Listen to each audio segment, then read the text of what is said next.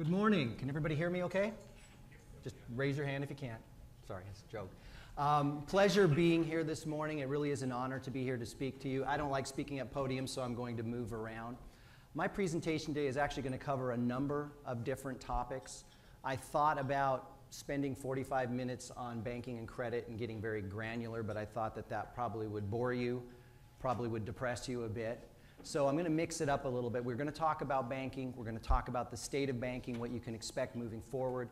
And then also I want to share with you what I'm observing and what I've seen at the NAHB, their national events recently, about shifts in demographic patterns, buyer consumption patterns, as well as some best practices. And then we'll finish up with our overview of where real estate is going.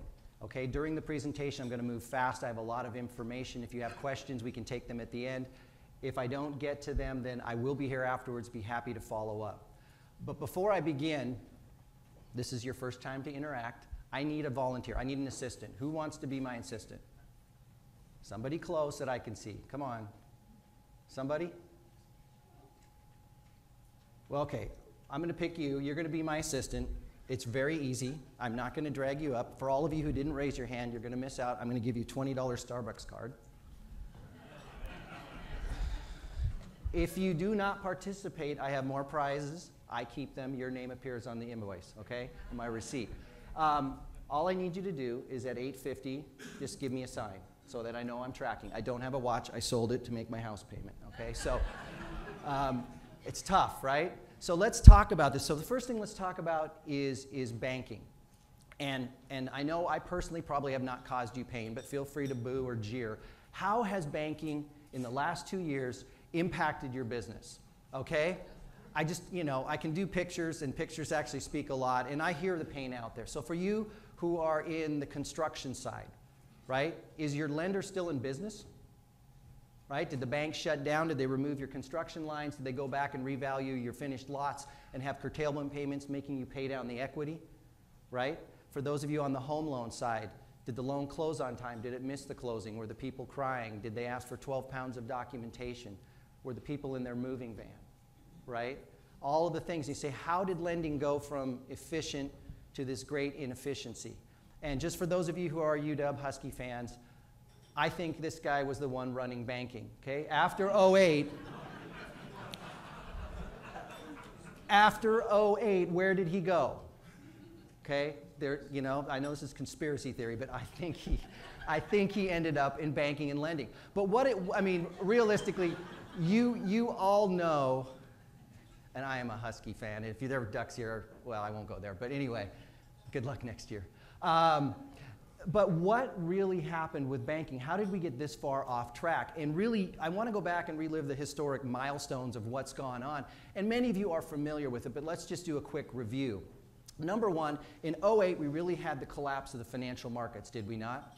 Now, I don't know how much of you are students of that, but we were about this close to stopping all financial markets in the United States, if not the world, okay? U.S. government had to intervene. Why did they have to intervene? To reinstill faith, right? Otherwise, we would not be having a great recession. We'd be having a real depression. Most of us wouldn't even be here in this room. We were that close, and it was all centered around toxic assets.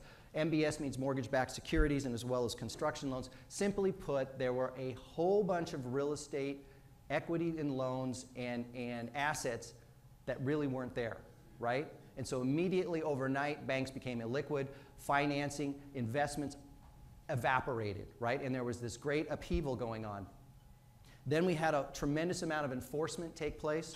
And what I mean by enforcement is all of a sudden we saw agencies and lenders enforcing provisions that you never saw them enforce again prior to that, right?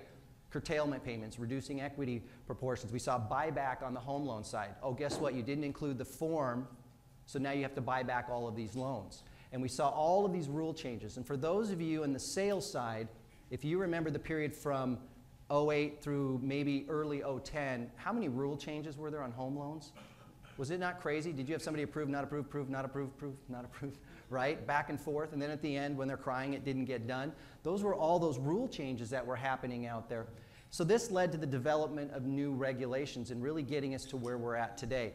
A very important thing to consider is I'm not a fan of the government being involved in the lending and the banking, but we asked for it. We asked for this socialization. And where it came from, and an underlying tone from the government, is you privatize the gains, you socialize the losses, right? So now we are involved. And simply what they're doing is the impact right now is a slower credit process. Do you feel, for those of you in sales, it is slower to get your loans approved? It is slower to get decisions. For those of you who are on the development construction side, when you go back to your bank, is it not slow to get decisions? Absolutely. Why is it slower? The US government feels that high-speed credit decisions are high risk. For those of you who don't know what that is, that's the Autobahn sign. That's a really cool place to drive. Okay? And what they want today is low speed, low risk. We can see where we're going. It just is very painful to get there. Well, why? You know, we talked about why the slower pace. They want us to slow down. Now, for those of you, just a show of hands, there's no money here. For a show of hands, who listens to CNBC? Any of you? Okay, a few of you. Okay. There's a great speaker that's on there all the time. His name is Mohammed El-Arian. He's the co-CEO of PIMCO. That's considered the world's foremost fixed income management group. They're also considered the bellwether, the knowledge, the think tank for what's going on in the US economy as well as the global economy. He calls the new banking behavior de-risking. And that's a word you're going to start hearing more, and you'll see it when you look at different bank behavior. And I'm talking about large commercial money banks out there. But number one, in 2011, we're going to see a transition from design of regulations to implementation. Simply stated, I'm going to tell you there's going to be more turbulence. If you thought there was turbulence now the rules are coming into force, now they're going to have to interpret them, now they're going to have to regulate them, okay? Not trying to make y'all smile here, but that's really what's going on. We're going to see a slimmed down banking system. For those of you who work with some of the really large money banks out there, have you seen a slim down on the platform? Yeah, you have. You've seen a slim down in their offerings and things that they're doing. Also stricter regulation. The US government is going to use a trio of tools to regulate banks, and that is regulation, enforcement, and taxation now. And this isn't for 12 months. This is the new normal going forward. Banks were always boring. They're going to be even more boring. Okay, and they're going to be very utilitarian. What I mean by that is they're going to serve the basic needs of their client within their footprint. Nothing exotic. They're going to avoid leveraging their balance sheet. What I mean by that, and this really speaks to those of you who need construction lending, land acquisition, and development loans, they're going to avoid leveraging their balance sheet. Why is that? Because with the government now involved in bank regulation, they're also interpreting which asset is performing and non-performing. So it went from a period for where they used to be able to do things and the government would go along with their interpretation. Now the government's telling them what's good and what's not good. So where does that lead us? It really leads us to less credit. The banks are going to be giving less credit and they're going to be biased towards large companies. So for those builders here in the audience who want to know where their guidance line went, their spec money, their land acquisition and development, all of those things, it's going to be very biased. Many of the banks today are maintaining existing clients. They are not taking on new ones. For those clients going forward, what are they going to want? This is nothing new for the builders in the audience. They want audited financials. They want 2-to-1 debt to tangible net worth. They want liquidity ratios. They want more conservative pay down schedules, all these types of things.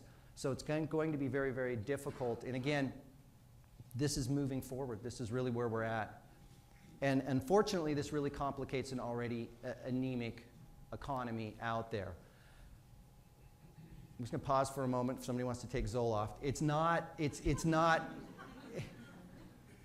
what I want to highlight here is this is the new reality for the banking sector moving forward, okay? Local regional banks took a harder hit because they had a higher percentage real estate, so we don't see them recovering in a quicker way.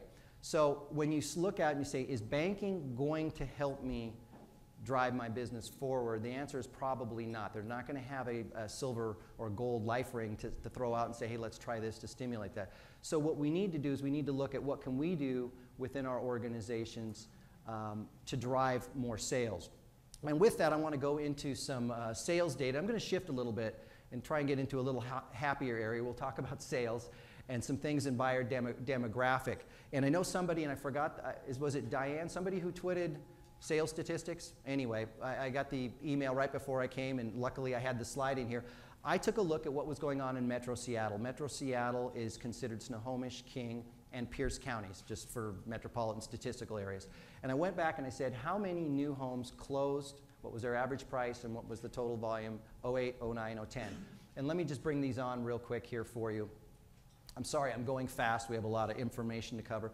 In 08, we had 7,400 new homes closed in the Seattle Metro, about $3.4 billion. You can see the average price. I did weighted average. That's roughly what it is. 09, it dropped 1,100 homes down to 6,300 homes sold and closed, $2.6 billion. 010, it dropped another 300 for $2.4 billion.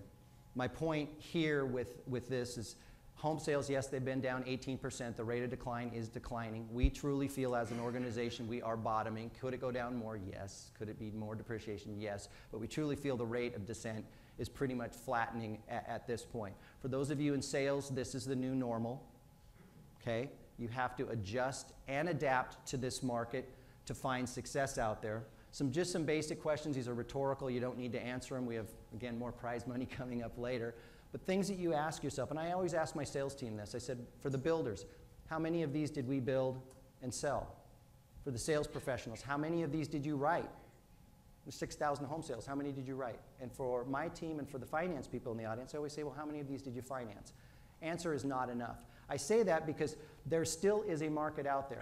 So let me back up even another step. I was looking at market track data the other day. If I take Bellingham, Olympia, Vancouver, Washington, Portland, Tri-Cities, Spokane, Coeur d'Alene, and part of Boise, and I roll them up into one market, I get what we have here.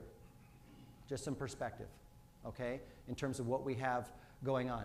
So are people finding success? What is the success in today's market? Success in today's market really begins with understanding your buyer demographics. So we want to talk a little bit about demographics out there today. Who is your buyer? I ask this question a lot to people. Who is your buyer? And many of the salespeople say, well, I know who my buyer is. Really? You know, their age, their ethnicity, their marital status, their family status, how they intend to use the home, where are they from, their education.